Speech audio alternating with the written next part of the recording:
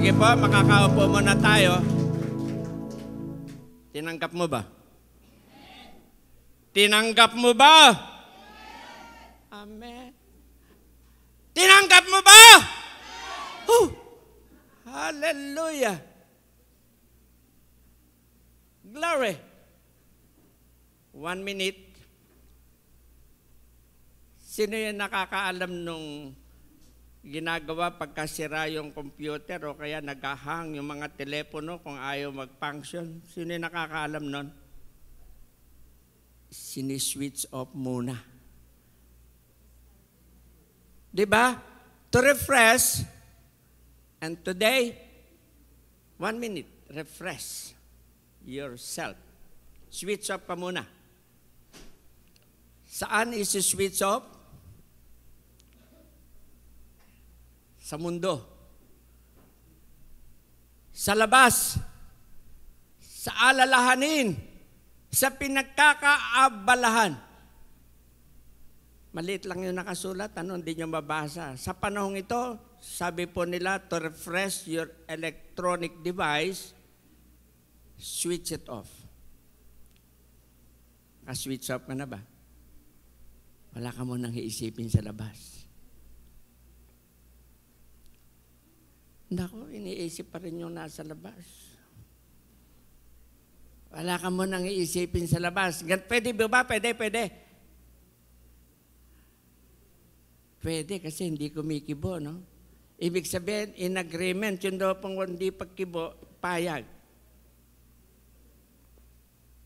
Hallelujah. Kalilimutan mo na yung mga failures, kalilimutan mo na yung mga bagay na nasa labas. Kaya kalilimutan mo na, lumabas muna. Hallelujah. Naka-refresh na ba? Okay? Bet nilakihan mo, anak. Niliitan ko talaga yan. Bala ko nga rin blank eh. Pero okay lang. Okay lang. Napansin nyo ba? Nasa ibaba lang. Talagang hindi sinadya yan para switch off muna tayo. Okay? Kasi marami tayong pinagkaabalahan sa loob ng 1 linggo. Dapat ma-unload mo na yun.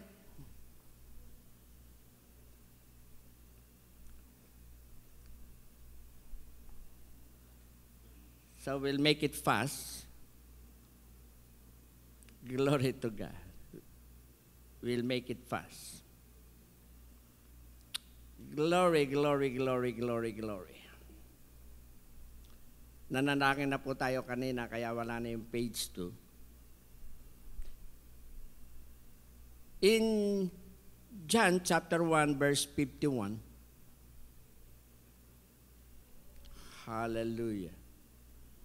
Basahin nyo na lang po para...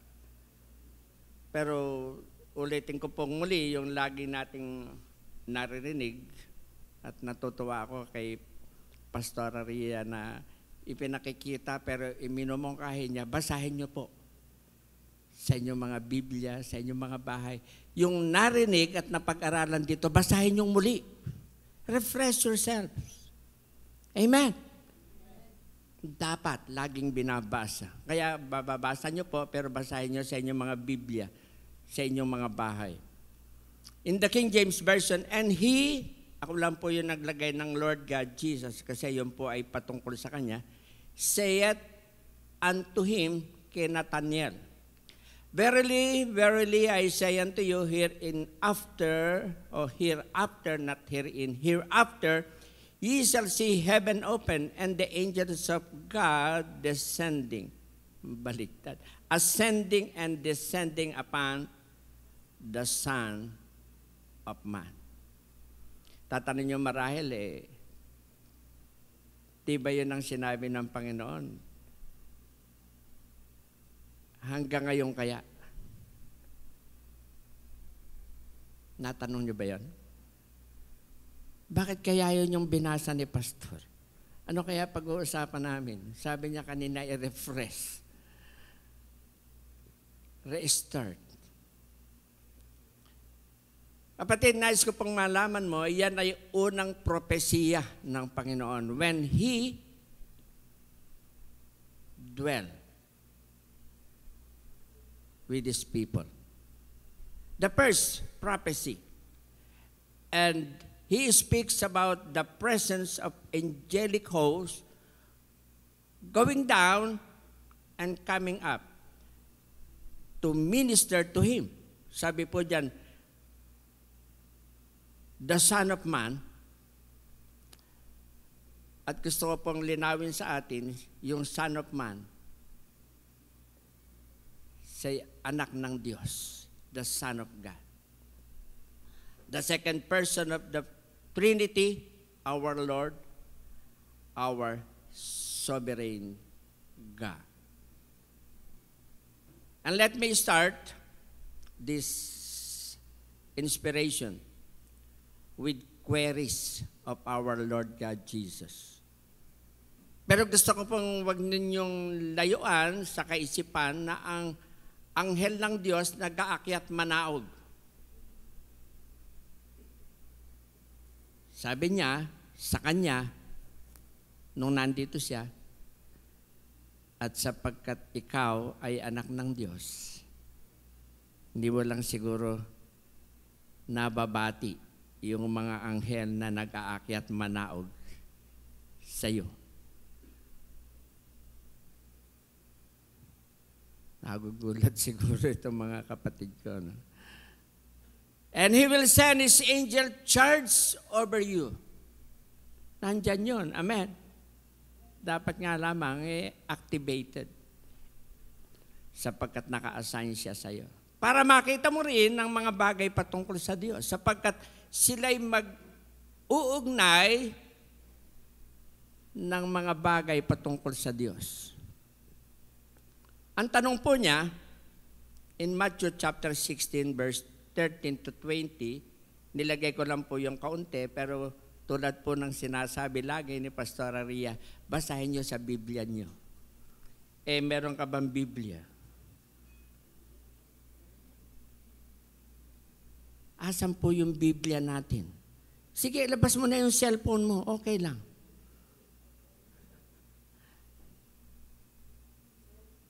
Okay lang, yung cellphone mo. Kaya lang, lagi kong sinasabi, yung hard copy, mas mainam gamitin. You can write, you can reread anytime. Pagka kasi sa cellphone, sa smartphone, sa notebook o sa laptop, ay yung naiisip mo lang ang makikita mo. Sa Biblia, pag binuksan mo, mahanap mo pa na doon pala may people perish for lack of knowledge. Sabi ng Hosea. Kasi makikita mo eh. Pero yung kung hindi mo alam yon, paano mo hahanapin doon sa smartphone mo? Kaya ang suggestion ko,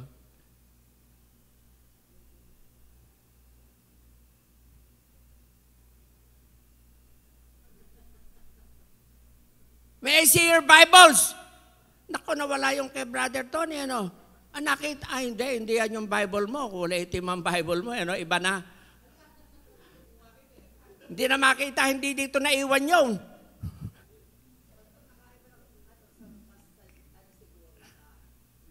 Sa jeep.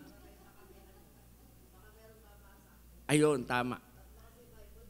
Hallelujah. Sabi po ng Matthew 16:13 to 20, whom do men say that I, the Son of Man, am?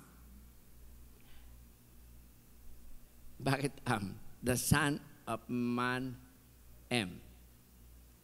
Whom say ye that I am? Ang tanong niya sa mga disipulo, anong sabi ng mga tao tungkol sa akin? Nung sumunod na talata, ano naman ang sabi niyo tungkol sa akin? May survey. Kung tanongin ka ng Panginoon, may masasabi ka ba? Pag-usapan natin mamaya. In Matthew chapter 22, verses 41 to 46, ilista mo lahat yan. Hindi po nakalagay, wala tayong note niyan. What think ye of Christ, whose son is he? Masasagot mo ba? Mga pinagpala, nais ko pong sabihin, at alam mo na yon, the Bible is called a compilation of books. Nabilang mo na ba ilan ang aklat sa Biblia? Isa lang pong aklat yan, di ba? Written thousands of years, kaya it is a compilation, a consolidation of books. By many authors and in different places. Pero, kapatid, nais kong makita mo ang sentro, ang subject, si Jesus. Amen. Si Jesus. Kaya basahin mo ang Biblia. Sabi po niya sa John chapter 10, part B, I came that they may have life. Para may buhay. John chapter 1, verse 4, siya yung buhay. Kaya nakapagbibigay ng buhay sapagkat siya yung buhay. Amen. Amen. Ang layunin po ng ating pag-uusap ay tatlo at ito pa'y para sa lahat. Nang hinahanda ko po ang bahaging ito, ang sabi ko po sa sarili ko, layunin ko po. But lately, kanina, sabi ng Espiritu Santo, dapat layunin ng lahat. Nabigla ba kayo sa tanong? Nasagot nyo ba? Hindi ko naman po nabasa yung bahaging yun, Pastor eh. Kaya hindi mo nasagot. Pero kung nabasa mo at babasahin mo mamaya, masasagot mo. Sino? Si Jesus.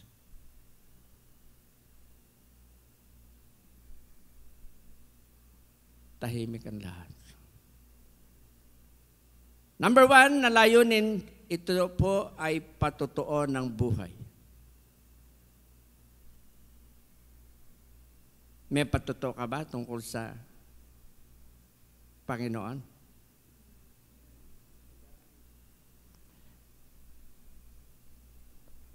Alam niyo po yung buhay natin ay isang living epistle. Buhay na kalatas. 2 Corinthians chapter 3, verse 3. We are written not with ink. We are the living epistle. Hallelujah. Manifestly declared.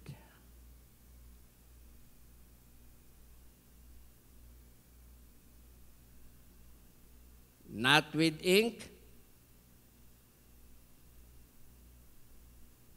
but by the Spirit of the living God. Kaya dapat patotoo. At ang patotoo ko ay parang pangkaraniwang alibughang anak. Pastor, naging ganun ka ba? Kapatid, if you will deny that past life you had, hindi mo aaminin yon. Pero lahat tayo naging alibughang anak. Only we came to our senses. Nakita natin yung kagandahan sa bahay ng Ama. Hallelujah. I came to know Jesus seriously, pero hindi naging ganon ang pagtakbo ng buhay ko naging takbo ng buhay ko sapagkat I know myself, talagang hindi naging kaaya-aya sa Panginoon. In spite na nakilala ko siya na Panginoon. In spite na tumalima ako sa Kanya. But then, kulang kasi ng kaalaman. Tayo po ba? Paano po tayo lumakad?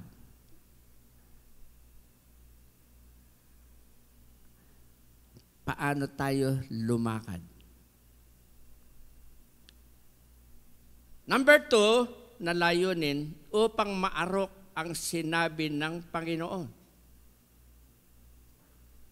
Tagalog. Sino nakakaalam ng salitang maarok? Taas yung kamay. Meron taga-Pangasinan. Maarok. Tupatom, mahukay, mabungkal ang sinabi ng Panginoon. Yun ang layunin ng pag-uusap ngayon. Sapagkat sabi ng Panginoon sa John chapter 4 verse 9 doon sa babaeng Samaritana, kung alam mo ang kaloob ng Diyos at siya nga ang nagsasabi sa iyo, dapat alam mo, si Jesus ang tubig ng buhay. Amen. Kaya dapat hindi ka maghahanap ng iba. Sa number 3, that we may know more of Him as desired by Philippians 3, chapter 3, verse 10. Ano po ba yung Philippians chapter 3, verse 10? Hallelujah. That I may know Him and the power of His resurrection. Amen. Alam mo na ba yun? Marami kang dapat alamin. Pastor, napakarami naman yata ng gusto mong alamin namin. Hallelujah.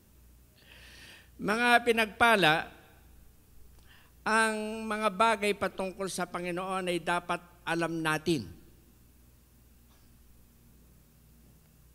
Alam natin. In John chapter 10 verse 27, muli, pag sinabi ko po, hindi nabubuksan, kayo na lang ang magsulat at kayo ang magbukas ng inyong mga Biblia. Sabi po niya, my sheep hear my voice, and I know them, and they follow me. Sino po ba ang kasama sa tupa ng Panginoon? Ibig sabihin, alam mo dapat ang tinig ng pastor mo. Siya nga pala, happy celebration sa mga pastor ng Miracle Maker Ministries. Now is Pastor Month.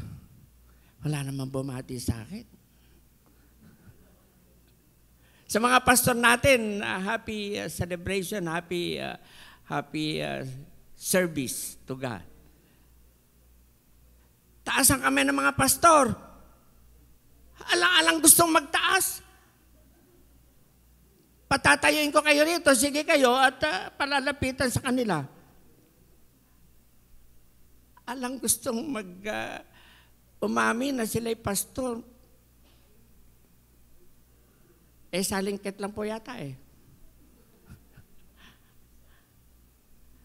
Mga pastor, maligayang pagdiriwang sa inyo. Mamaya, batiin niyo lahat ng pastor. Lahat ng nakikita niyo rito, mga pastor. Ba't tayo niyong pumayag? Yung nagtuturo sa atin, si Pastora Ria.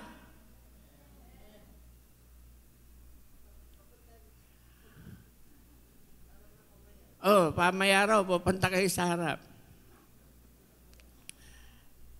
Hallelujah. At nais ko pong kayong lahat ay tumayo. Pahala ko kanina lang, no?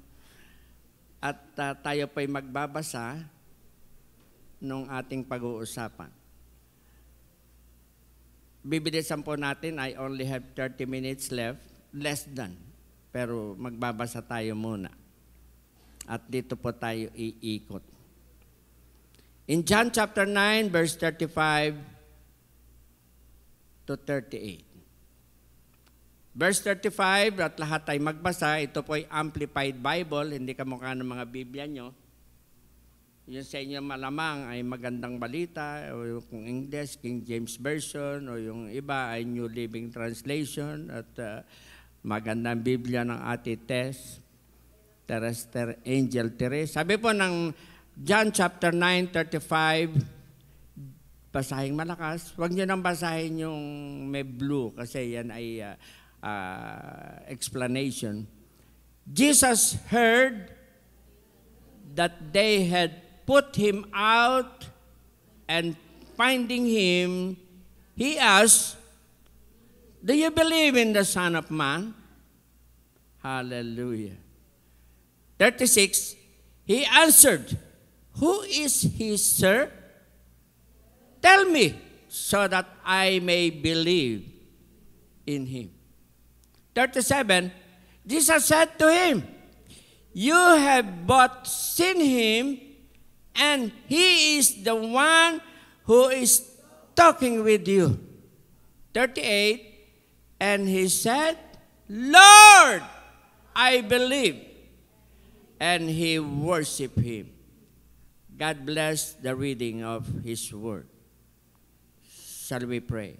Father God, yung salitang aming nabasa at ang kabuuan po nito, Lord, simula po sa talatang 1, ay lalaking bulag at sa kahabagan mo, tumanggap ng himala. Nilagyan mo ng putik ang kanyang mata, pinahilamos sa pool of Siloam, nakakita, bagamat hindi kanya kilala. Wala siyang alam tungkol sa iyo, at salamat po sapagkat di ka po nagtatangi ng tao. Katibayan po at katunayan, lahat ng lumalapit at hindi lumalapit, pinagmamalasakitan mo. At kami yon, kasama sa pinagmamalasakitan mo. Tatangkapan lahat ng himala tulad ng lalaking ito. Tatangkapan lahat ng pagpapala tulad ng lalaking ito. At kanyang ipagtatanggol ang kanyang patuto, yung himalang naranasan niya, saan man siya naroon. Sa pangalan ng Panginoong Hesus, kami po'y lumalapit. Bigyan kami, Lord, the boldness to testify what we receive from you. Yes, the willingness to say, we belong to you. In Jesus' name. Amen. Amen. Tayo po'y makakaupo na. Kapatid, ito po'y amazing event. Lalaki, I suggest, tulad po ng sinasabi lagi, basahin nyo sa Biblia nyo. At buong buo, tignan mo yung chapter 9, sapagkat portion lang, 3 talata lang, 4 na talata yung ating nabasa. Para makita mo yung kabuuan, ay magandang basahin mo lahat. Sapagkat ang lalaking ito was born blind, received the supernatural miracle, proudly testified the works of God, not moved by opposition. Sapagkat nagalit yung nasa sinagoga, yung mga Pariseyo, Saduseyo, mga Eskriba, ayaw nila doon sa nangyari. Hallelujah. Kaya may opposition. But he met our Lord God Jesus, and with a wonderful conversation, sabi po ng verse 38, nanampalataya siya. Mananampalataya ka ba, kapatid? Sa mga kapatid nating nasa live stream, kapatid, kung hindi ka pa mananampalataya, huwag mong pabayaang mayari ang pagtitipong ito nang hindi ka nananampalataya sa Kanya. At lahat ng naririto, I am sure, mananampalataya.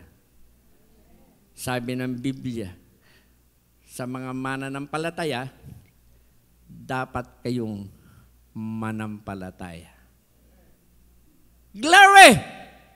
Si Pastor, totoo ba yan? Oo, totoo. Going further, kapatid, ay sa isang pagtitipon ng ating Panginoong Hesus sa kanyang evangelistic meeting, ay may kaganapan po sa chapter 6 ng Book of John, the Gospel according to John chapter 6. Unang bahagi dito, nagpakain siya ng 5,000 lalaki dahilan sa kanyang kahabagan. Basahin mo rin yung the whole chapter 6. Pastor, ang dami naman kanina, chapter 9, ngayon naman chapter 6. By chapter ba talaga? Oo, kasi hindi pwedeng isa lang. Kaya yung iba, sabi nga ni Pastor Aria sa pagtuturo, for their doctrine lang, kaya yun lang ang ginagamit, nawawala yung contextual na bagay patungkol doon. By grace, you are saved. Saved ka na. Kaya wala ka nang gagawin. Huwag mo na intindihin yung iba. Kasi nakita nila, by grace you are saved. Hindi binasa yung buo. Kaya, having the form of godliness but denying the power thereof, sabi po ng Biblia, from such, turn away.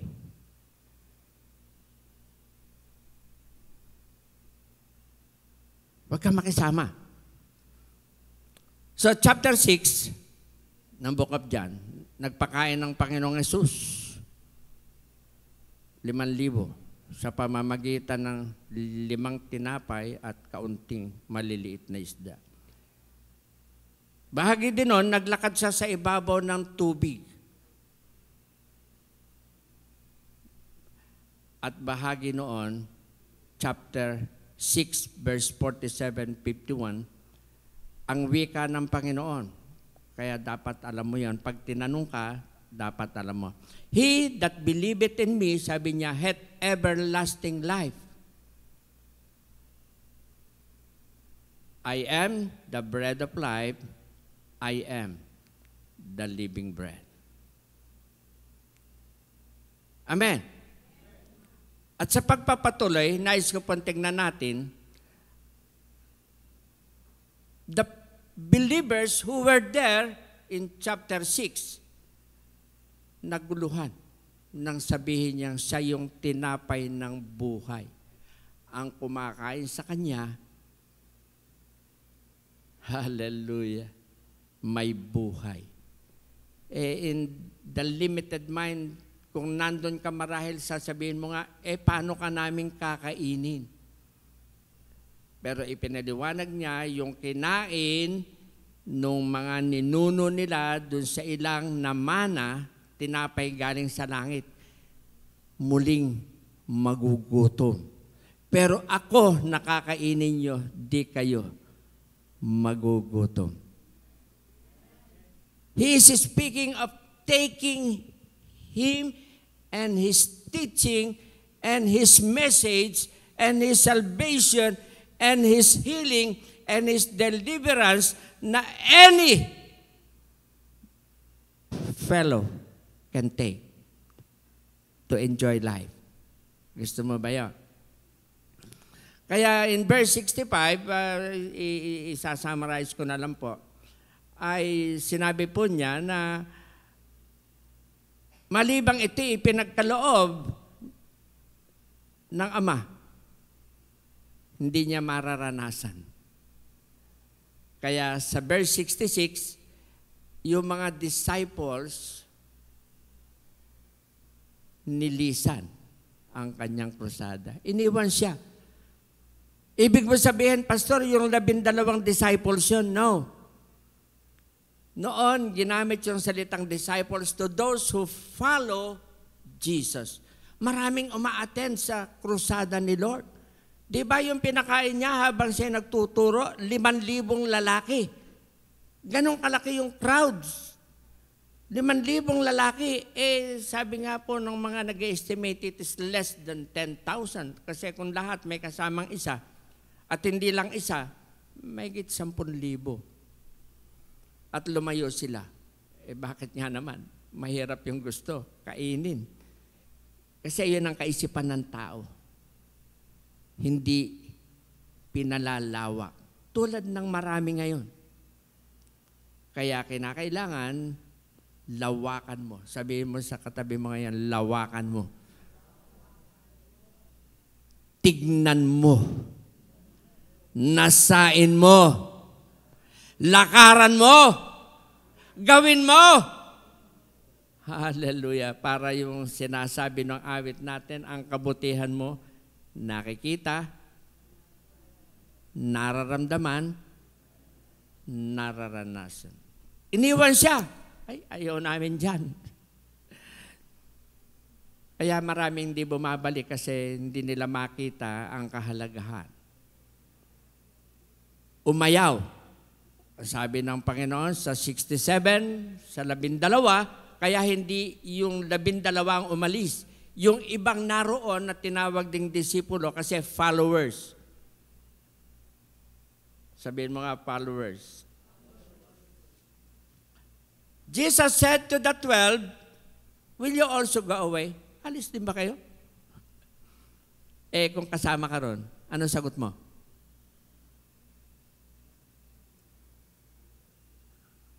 Sige, kung ayaw nyo sumagot, anong sagot mo?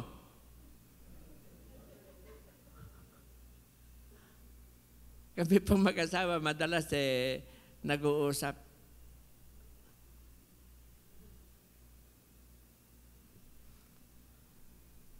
Pero masarap po sa kanya, pagka may kailangan siya, tinatawag niya ako talaga, Buddy! Buddy!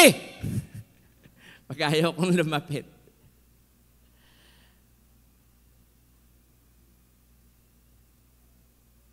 Iiwan niyo rin ba ako?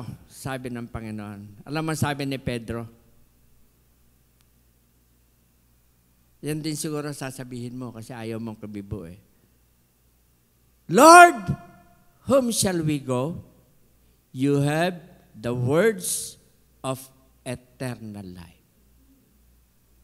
Kaya pag nawala ka, hindi mo nakita sa iyong may salita ng buhay. Pag nawala ka, hindi mo nakita ang may salita ng buhay si Jesus. Hindi ka umalis sa Miracle Maker Ministries. Umalis ka sa nangungusap ng salita ng buhay. Glory!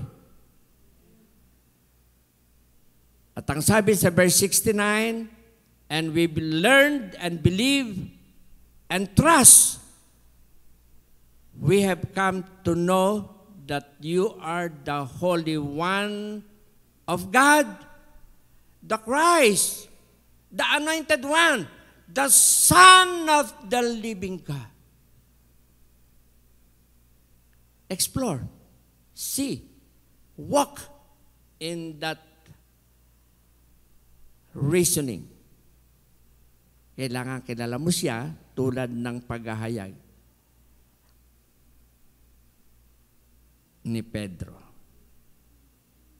Gusto mo bang makilala siya? Oh, glory. Hallelujah. Glory. Earlier at the evangelistic crusade of our Lord God Jesus, ay mayroon pong sinabi ang Panginoon at gusto ko pong makita mo yon. Verse 35, the same chapter, 6. Jesus replied to them, I am the bread of life. The one who comes to me will never be hungry. Pag naka-Jesus ka, busog ka. Amen. Sapagkat sabi niya mismo in Matthew chapter 4, verse 4, ang tao hindi lamang sa tinapay nabubuhay, kung hindi sa bawat salitang lumalabas sa labi ng Panginoon. That is your bread. The bread of life. And the one, sinundan niya. Kasarap, ano? Kumain ka na ng tinapay, may kasunod. And the one who believes in me will never be thirsty. Kumain ka na ng tinapay, di ka na nagutom, di ka pa nauhaw. Kanina pang sabi, you are more than enough. More than enough. more than enough. God, the bread of life, will keep you full. Amen. And overflowing. Sabihin mo nga, overflowing. Hallelujah. At ang sabi niya in verse 47, I assure you and most solemnly say to you, he who believes has eternal life. Hallelujah. Di lang nabusog, di lang nagkaroon ng overflowing, may buhay na walang hanggan.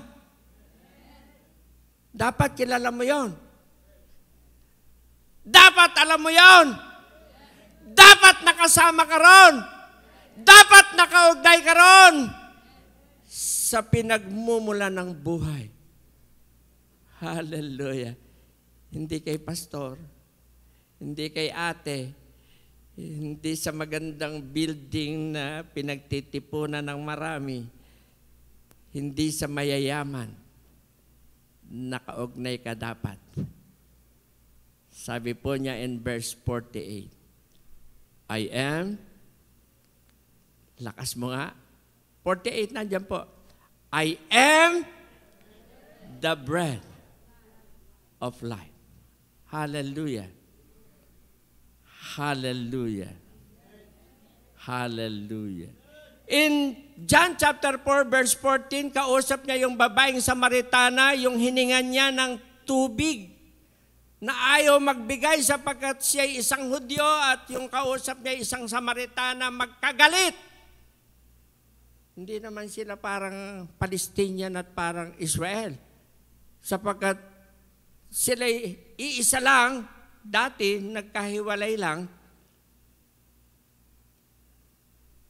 Sabi niya, nung babae, sinabi ng Panginoon sa babae, but whosoever, bakit whoever? But whoever, not whosoever, but whoever drinks the water that I will give him will never be thirsty again.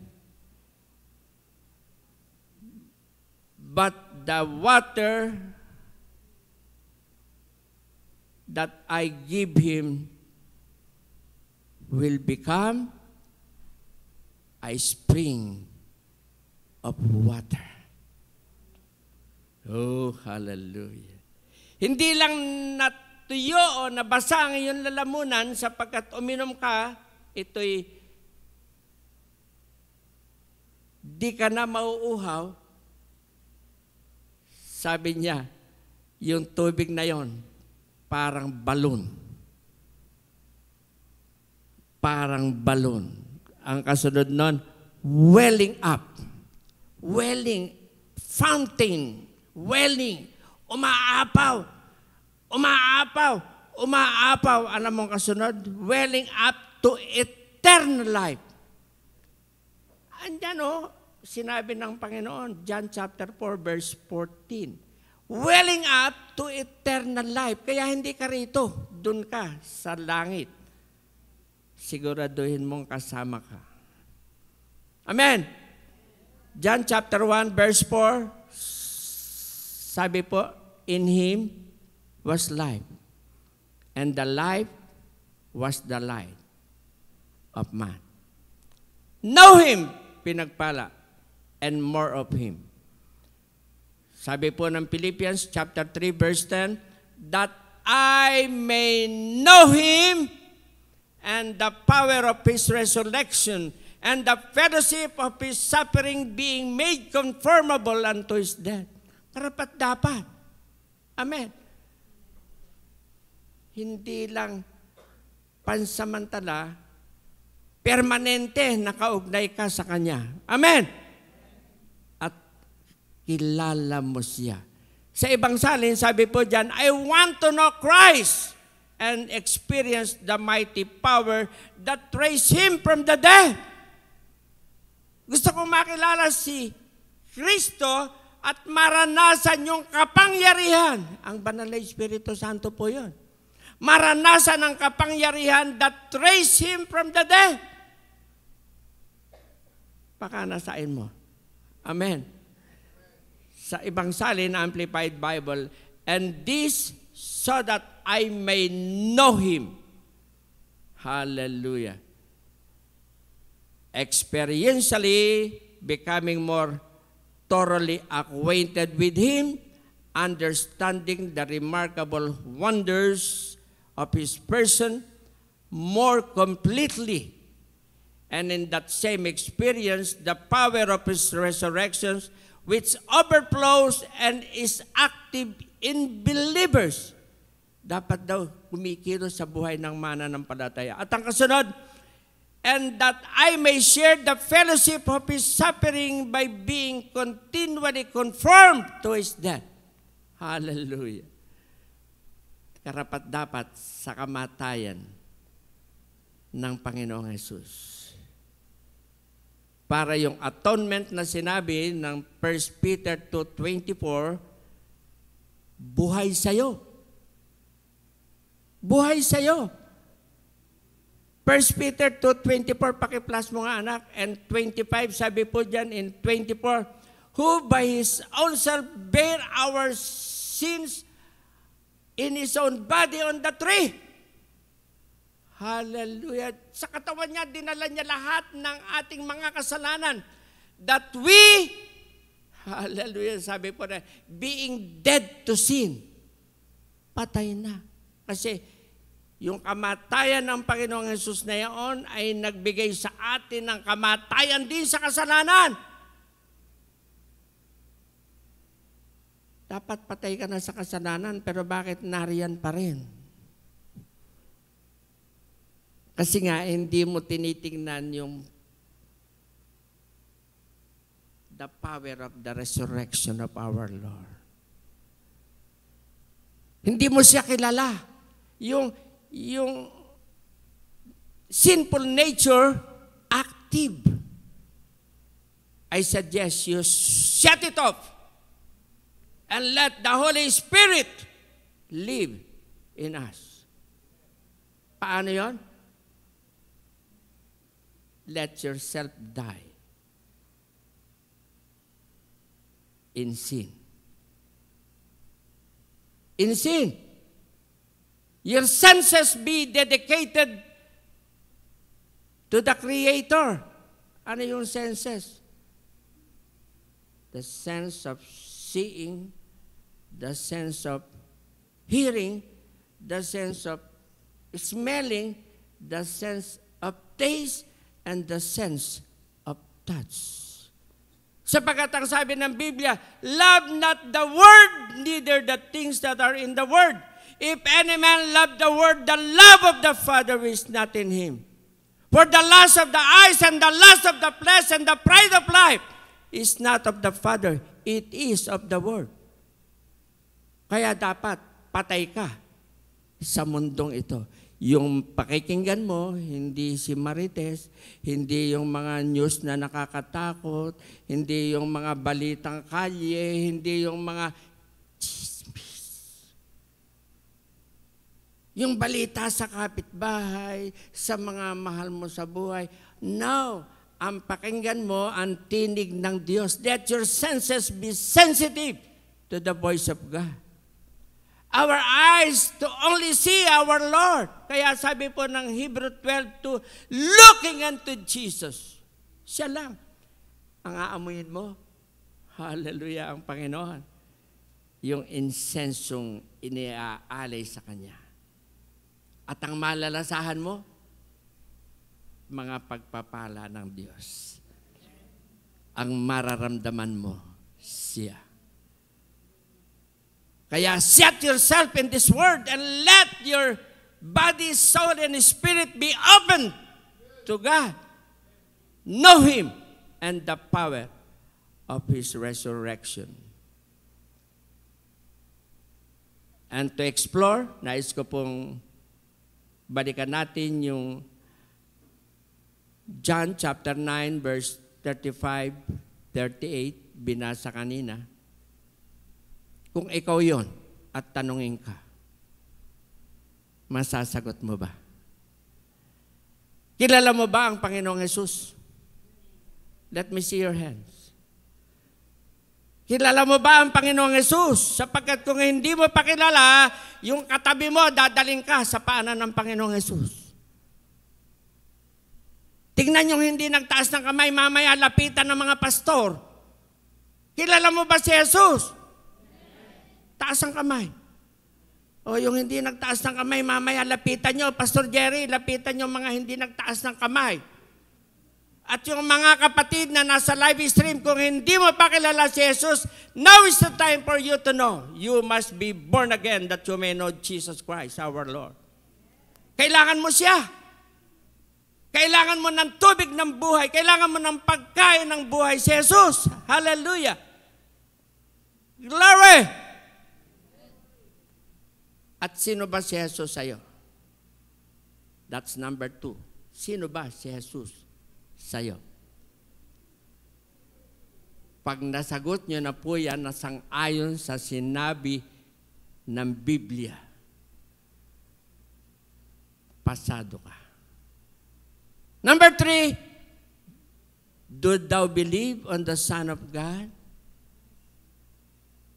Yung pong tatlong yan, nangyari doon sa binasa natin kanina, yung lalaking bulag na nakakita ng itinakwil sa sinagoga, nilapitan ng Panginoong Hesus. Kilala mo ba si Hesus? Sabi po nung bulag, sino po ba siya?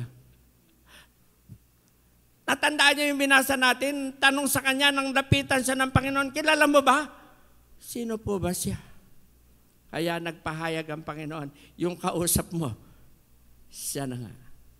Kapatid, yung kausap mo ngayon, na nariyan sa tabi mo, sapagkat kung nasaan ang dalawa, o tatlo, sabi po ng Matthew chapter 18, verse 20, naroon siya sa kanilang kalagitnaan. Tapikin mo nga, good morning, Lord.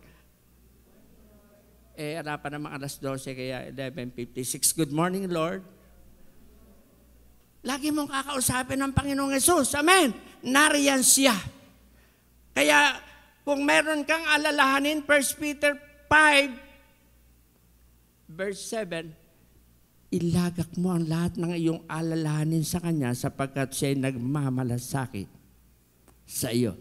Ulitin kong muli, for you to check, nasaan ka ba ngayon? Ikaw ba'y tagasunod ni Jesus? Kilala mo ba? Alam mo ba ang Panginoong Hesus? Kung ang sagot mo, yes na. At kung hindi pa, lalapitan ka ni Pastor Jerry. Bago mag-communion, Pastor. At sino ba si Jesus sa'yo?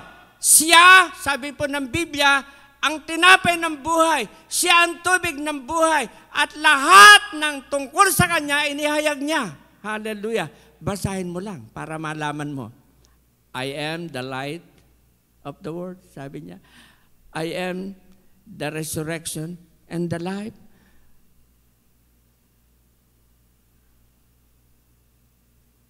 Glory! Baka naman naririnig mo lang, hindi mo kilala. Sabihin mo, kilala ko po. Do thou believe on the Son of God? Do thou believe? Hallelujah. Glory to God. Sabi po ng John chapter 14 verse 4 to 6, malapit na po tayo, and you know the way to where I am going. No, we do not know, Lord, Thomas said. We have no idea where you are going, so how can we know the way? Ang tagal lang kasama. Sa totoo, nagpapaalam na si Jesus. Sabi pa rin Tomas, hindi namin alam. Kaya hindi nakapagtataka, maraming mananampalataya, hindi alam. Sapagkat ayaw nilang ibukas ang kanilang kaisipan. Maraming Tomas. Sinong Tomas dito? Wala tayong kasamang Tomas ang pangalan. Meron ka ba alam na Tomas dito? Alam mo si Tomas, kung tawagan yun, si Tomas Duda. Sabi niya, hindi namin alam. Wala kaming alam. Pero sabi ni Jesus sa kanya, I am the way, the truth, the life. Dapat alam mo yun. No one can come to the Father except through me. Hallelujah. Except through me. Luwalhati sa Diyos. Kapatid, ang ating binasa kanina, at gusto ko pong balikan natin yung ating scripture reading, ay napakahalagang alam natin sapagkat yun po ay patungkol sa karanasan ng isang lalaking hindi kilala si Jesus, pero tulad ng iminungkahi ko po. Basahin mo yung buong kabanata nito. Chapter 9 of the book of John, sapagkat John makikita mo.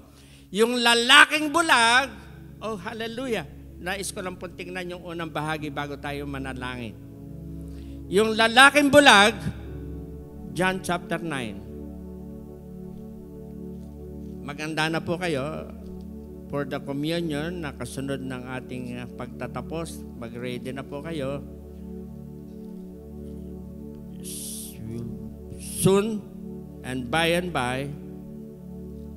we will be having our communion. At gusto ko pong, when you join the communion, kilala mo na talaga yung pagdiriwang mo. Babasahin ko pong mabilis. At sa pagdaraan niya ay nakita niya ang isang lalaking bulag mula sa kanyang kapanganakan. At itinatanong sa kanya ng kanyang mga alagad na nagsasabi, Rabbi, o Rabbi sa Tagalog, sino ang nagkasala, ang taong ito o ang kanyang mga magulang upang siya'y ipanganak na bulag? Sumagot si Jesus, hindi dahil sa ang taong ito'y nagkasala ni ang kanyang mga magulang man, kundi upang mahayag sa kanya ang mga gawa ng Diyos. Kinakailangan nating gawin ang mga gawa niya ang nagsugo sa akin ng Ama. Samantalang araw dumarating ang gabi na walang taong makagagawa. Samantalang ako'y nasa sanlibutan, sabi niya, ako ang ilaw ng sanlibutan. Hallelujah. Nang masabi niya ang ganito, siya'y lumura sa lupa at pinagputik ang lura at pinahira ng mga mata niya ng putik. At sinabi sa kanya, humayo ka, maghugas ka sa tangke ng Siloe, na kung liliwanagin ay sinugo, siya nga'y humayo at naghugas at nagbalik na nakakakita. Hallelujah. Kung itutuloy mo kapatid, sa talata 7, nagbalik na nakakakita. Tinanong sa sinagoga na mga saserdote, na mga Pariseyo, paano nangyari? Ipinaliwanag, ayaw maniwala. Nakipagtalo, subalit ang napakagandang naging pagtatanggol ng lalaking ito. Di ko siya kilala, pero siya'y makapangyarihang sinugo ng Diyos. Ipinagtanggol, tinawag ang magulang, talaga bang anak mo ito? Oo, pero kung paano siya nakakita, di namin alam, sabi ng mga magulang, sa takot na sila'y patalsikin, itaboy sa sinagoga. Pero yung lalaking ito, nang muling tanungin, gusto niya rin bang maging alagad niya? Sinabi ko na sa inyo, ako ay nakakita. Hallelujah. Balik mo nga rin sa scripture reading, anak, bago tayo manalangin.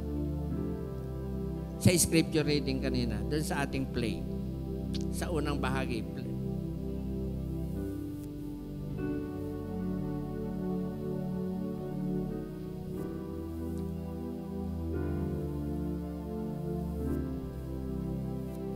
Ayan. Verse 35, nang malaman ni Jesus na pinatalsik siya, itinaboy, hindi ka pwede rito sa sinagoga. Taliwas yung mga sinasabi mo. Pinagtatanggol mo yung Jesus na hindi namin tinatanggap. Na nagsasabing siya ang ilaw. Siya ang tinapay ng buhay. Siya ang pagkabuhay na maguli at ang kamatayan. Siya, hallelujah, ay siya na bago pa si Abraham. Ang nagpagaling sa'yo, hindi namin tinatanggap. Pero sabi niya, di ko alam, pero isang bagay ang alam ko, walang makagagawa nito kung hindi sa Diyos. Kaya yung tinanggap mo, kapatid, ipagtanggol mo, amen. Tayuan mo! Ipatotoo mo! Sabihin mo! At yung isa para kay Kristo, gampanan mo. Kinakailangan kung yung COVID-19 nakakahawa, ikaw rin. Sabihin mo, ikaw rin. Tayong lahat ay tumayo.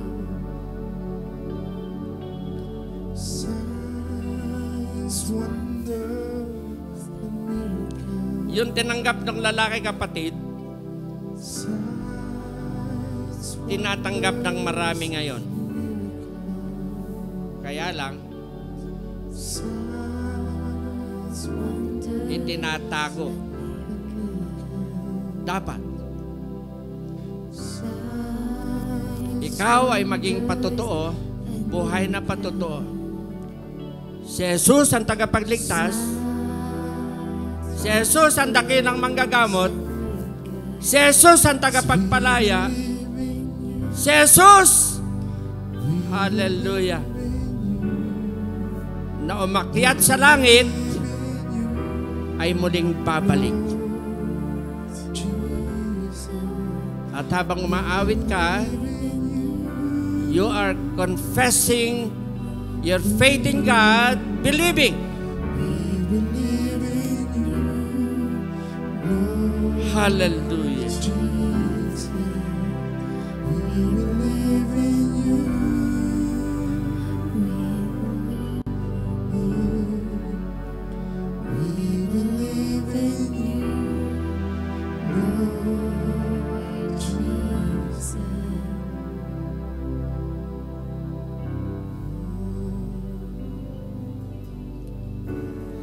Sabi po sa awit, the presence of God is present in this place. The glory of God is moving in this place.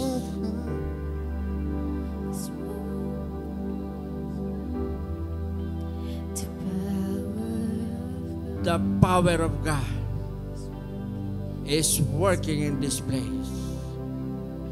As you sing again that song, claim the manifesting Shekinah glory of God, His working power in you now. In this gathering, and when you go home, iwagayway mo yung patutong yun. The presence of God, the glory of God, the power of God. Sa bahay mo, sa trabaho mo, sa negosyo mo, o sa paaralan na pinapasukan mo. Keep on singing. Hallelujah. And your testimony manifest in you.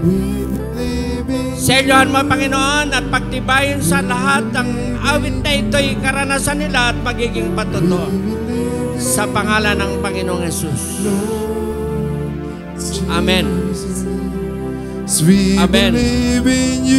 Amen.